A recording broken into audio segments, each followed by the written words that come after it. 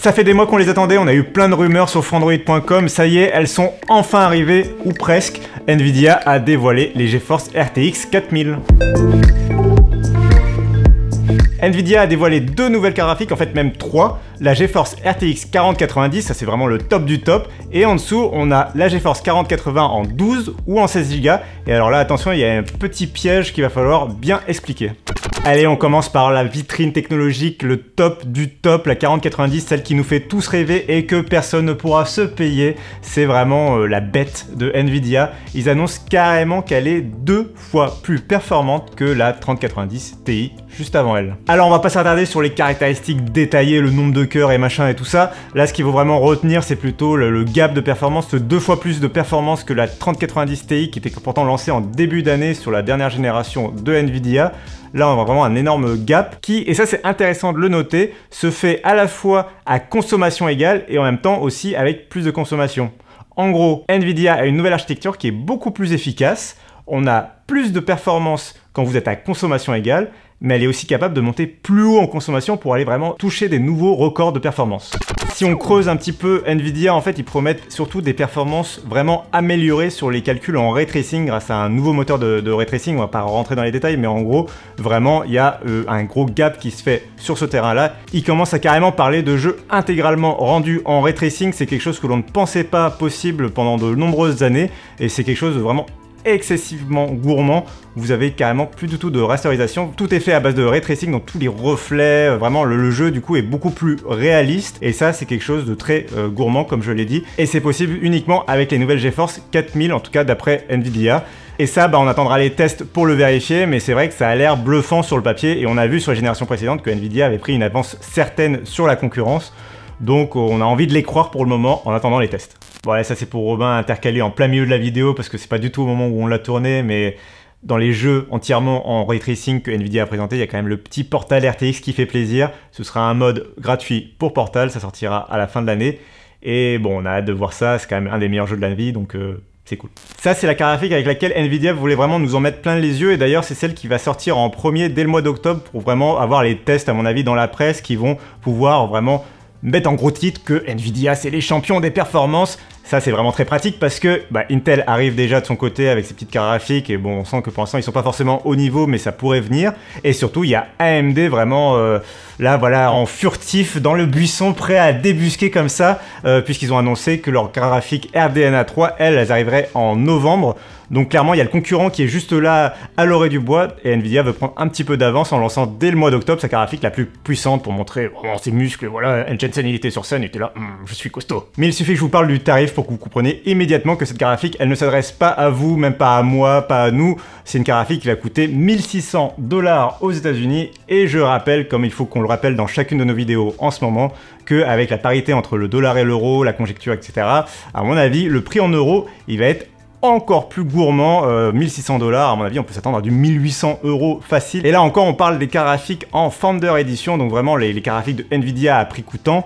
À mon avis si vous allez du côté de Asus, MSI et compagnie, les autres fabricants, là le prix va juste s'envoler. Donc bref, c'est pas une carte graphique pour le commun des mortels quoi. Pour le grand public et les joueurs normaux, mais avec quand même un sacré budget, on a à 899 $ la GeForce RTX 4080 avec 12 Go de RAM. Là, on est sur quelque chose de plus raisonnable, mais Nvidia se permet quand même d'annoncer 2 fois plus de performance que la RTX 3080 Ti, qui était un peu le top du top en termes de grand public, carte graphique grand public, jusqu'à présent. Donc là, on est vraiment encore sur quelque chose de assez costaud. À chaque fois qu'il change de génération, Nvidia il nous impressionne avec ce genre de chiffres. Évidemment, il faudra voir un peu dans les jeux concrètement à quelle fréquence, quelle définition on peut faire tourner tout ça pour vraiment se rendre compte à quel public en fait cette carte graphique s'adresse. 899 $, vraiment ça va demander un sacré budget, surtout que, encore une fois, on parle en dollars et que les prix en euros, ils seront encore plus costauds. Faut quand même préciser que 899 $, ça représente 200 $ de plus que le prix de lancement de la RTX 3080 en 2020. Depuis, il y a eu l'inflation, il y a eu la conjecture, il y a eu peut-être Nvidia qui veut être un peu plus gourmand. Tout ça mélangé, sera à chacun de faire son avis. Mais en tout cas, du coup, la 4080, pour une carte graphique 80, est plus chère que les générations précédentes. On a encore une augmentation du prix de la gamme globale. Pour le moment, on n'a pas encore les tarifs en euros, mais si on prend la conversion telle qu'elle est actuellement, on arriverait à un tarif quand même de 1100 €, ce qui comparé aux 720 € du prix de lancement de la RTX 3080, là représente une sorte d'énorme gap qui va du coup nous rendre plus difficile à convaincre avec cette GeForce RTX 4080, surtout que Nvidia garde encore les anciennes générations au catalogue et que peut-être avec la surproduction qu'il y a eu ces derniers mois, on verra une sorte de guerre des prix se jouer entre les fabricants. Donc peut-être que le bon plan pour les prochains mois à venir, ça va plutôt être de regarder du côté des 3080, 3070, etc. D'ailleurs, au passage, c'est peut-être une des petites déceptions de cette conférence, c'est que comparé à 2020 où Nvidia avait annoncé 3 cartes graphiques, les 70, 80 et 90, cette fois, pas de 70, donc pas de 40-70. Elle arrivera peut-être plus tard, dans quelques mois, mais pour le moment, Nvidia vise vraiment le très haut de gamme à des prix vraiment très élevés. Donc il faudra attendre un peu plus longtemps pour le grand public, le côté démocratisation des nouvelles technologies, ça va falloir être patient. Et puis Nvidia nous avait réservé une petite feinte au milieu de la conférence, c'est une troisième carte graphique, c'est la GeForce RTX 4080, mais enfin Cassim, tu en as déjà parlé de la 4080. Non, c'est un autre modèle que 4080, une avec 16 Go de RAM, et d'autres différences. Pas le même nombre de cœurs, potentiellement pas les mêmes fréquences, etc. Donc c'est vraiment deux cartes graphiques différentes, mais avec le même nom. Donc il faudra bien vérifier quelle carte graphique vous êtes en train d'acheter, parce que vous n'aurez pas les mêmes performances entre les deux modèles.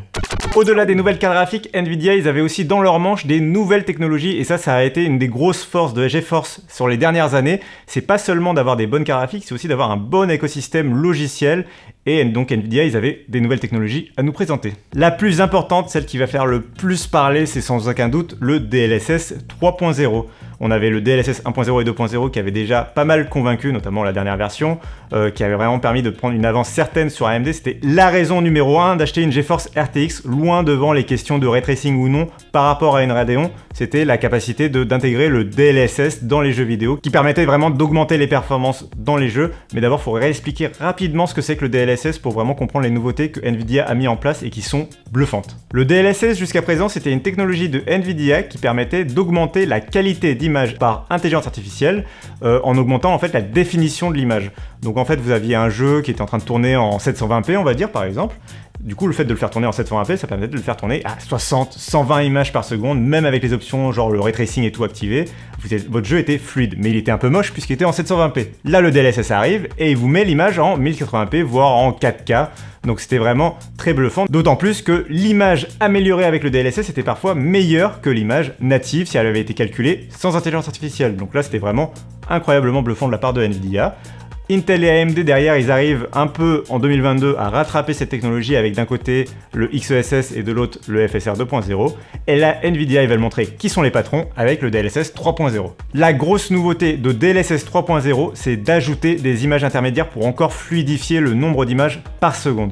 En fait, donc on récapitule, DLSS 2.0, c'était on augmente la définition d'image, on passe de 1080p à 4K, ça on le garde, on le fait toujours, mais en plus on rajoute des images intermédiaires, en fait on fait même de la prédiction d'images. Votre carte graphique va être capable de prédire quelle est l'image suivante du jeu avant même qu'elle soit calculée, et du coup on va rajouter des images comme ça, et passer de 60 images secondes par exemple à 100, 120 images par seconde, et augmenter la fluidité dans les jeux. Du coup ça demande énormément de calculs par IA, et ça c'est réservé du coup au GeForce RTX 4000. Ça va peut-être vous rappeler les algorithmes de fluidité qu'on a sur les téléviseurs, mais attention, ce genre d'algorithme c'est souvent réservé aux films et aux séries télé, parce que dans un jeu vidéo ça induirait énormément de latence. Là ce que propose Nvidia, c'est vraiment un truc fait pour le jeu vidéo justement, et donc ça va être très pratique, on a hâte de le tester.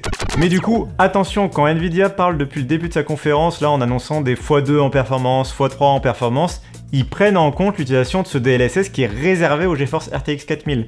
Donc en fait, ils comparent pas deux choses exactement de la même façon. C'est-à-dire que d'un côté, vous avez les RTX 3000 sans la technologie DLSS, et de l'autre côté, vous avez les GeForce RTX 4000 avec le boost de puissance, et en plus le DLSS, c'est ce qui leur permet d'annoncer des x2 ou x3 en performance. Alors je suis pas en train de dire que Nvidia est en train de mentir avec ses comparatifs de performance, c'est assez légitime de leur part d'activer dans les deux cas le maximum que peut faire la carte graphique. Ce serait idiot de pas activer le DLSS 3.0 sur les GeForce RTX 4000.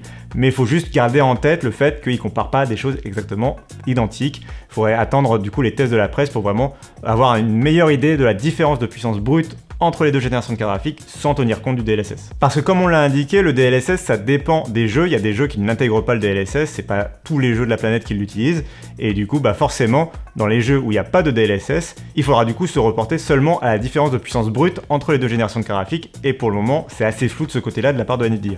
Dernière nouveauté sur laquelle Nvidia est passée un peu plus rapidement parce qu'elle ne va pas concerner tout le monde, c'est le nouveau moteur d'encodage vidéo intégré aux nouvelles GeForce RTX 4000. En fait, il y a même deux moteurs d'encodage capables de supporter le nouveau codec AV1. Et en fait, il y a des petits trucs intéressants à dire là-dessus, notamment pour les youtubeurs et les streamers, mais ça, on va l'expliquer. Primo, le support de l'encoding AV1, c'est vraiment super important parce que c'est le format, le codec vidéo du futur. C'est celui que YouTube et Netflix sont en train de mettre en place et que globalement, tous les acteurs de l'industrie sont en train d'utiliser, sauf Apple, mais ils s'y mettront bien un jour, ça arrivera. L'AV1, c'est super pratique parce que ça permet d'améliorer la bande passante. Vous avez une image plus belle à bande passante égale, ou surtout vous économisez, si vous avez une connexion qui est un peu moins bonne, vous avez une meilleure image à connexion plus basse. En bref, la compression est meilleure quoi. Là du coup votre carte graphique RTX 4000 elle est capable de faire du AV1 en temps réel. Nvidia annonce même de l'enregistrement en 8K à 60 images secondes avec le HDR. Alors là je vous dis pas le SSD derrière qu'il faut pour suivre à la fois les débits et la capacité de stockage. Ça va coûter, puis bon, qui filme en 8K, je ne sais pas, mais voilà. En tout cas, ce sera permis par les nouvelles cartes graphiques de Nvidia. Et puis ce double moteur d'encodage, il va permettre de multiplier par deux les performances pour les logiciels compatibles. Les logiciels vont pouvoir utiliser les deux moteurs à la fois pour faire de l'encodage vidéo super efficace. Ce sera notamment le cas de DaVinci Resolve dès le lancement. Et bon, il faudra attendre un petit peu pour les Adobe Premiere et compagnie. On espère qu'ils vont le prendre en charge assez rapidement. Mais là aussi, c'est assez intéressant si on est créateur de contenu, ça s'adresse pas à tout le monde, mais pour les professionnels, c'est intéressant. Et tant qu'on est sur du logiciel et peut-être quelque chose d'un peu plus grand public, vous connaissez peut-être RTX Broadcast, le logiciel qui vous permet de flouter votre arrière-plan à la place d'avoir un fond vert, ou de masquer les bruits en arrière-plan de votre micro pour avoir l'impression d'être vraiment dans une pièce calme, même quand il y a du bruit autour de vous. Là, ça s'améliore avec une nouvelle version du logiciel, avec des nouveaux effets, notamment la possibilité d'avoir le regard qui va regarder la caméra plutôt que de regarder l'écran. Souvent, les gens en vidéoconférence regardent leur écran plutôt que la caméra, ce qui peut être un peu perturbant, pas avoir l'impression qu'on est en train de nous parler à nous en tant qu'interlocuteur. Là, l'intelligence artificielle va modifier votre regard à la volée, et pour vos interlocuteurs, ce sera plus naturel. Ou plus flippant. Ou plus flippant.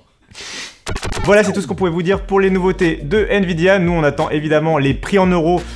Ça risque de faire mal. On attend aussi de les recevoir ou les tests de la presse pour vraiment se faire une idée de ce qu'elles ont dans le ventre, ces nouvelles cartes graphiques de Nvidia. Et surtout, on attend la réponse d'AMD dès le mois de novembre avec ses cartes graphiques RDNA 3. Et dans les mois suivants, les déclinaisons peut-être un peu plus accessibles et doux pour le portefeuille de Nvidia de ces GeForce RTX 4000. Voilà, moi je vous dis à bientôt, suivez-nous sur les réseaux sociaux, commentez si vous êtes complètement bluffé par les nouveautés de Nvidia, là ils sont en train d'exploser les consoles de jeux, tout ça, si vous êtes team PC, machin, dans les commentaires, sur les réseaux sociaux, sur frandroid.com évidemment vous avez tous les détails et tous les articles.